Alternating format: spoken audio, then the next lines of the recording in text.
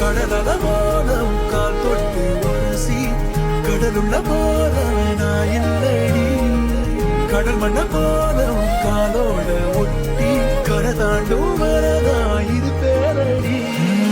நடுவினிலோ தெருவினில் விதவையினில் இத வெளிச்சத்தில் மழை வரும் என உன்னை தரும் என கண்டத்தின் என்ன நீ அமைத்திடும் வீட்டுக்குள்ள பூச்செடிகளின் பூக்களை வெள்ள சுருள் முடியுடன் இரு மகன்களை நிறை வழங்கிட இவை நிறந்திட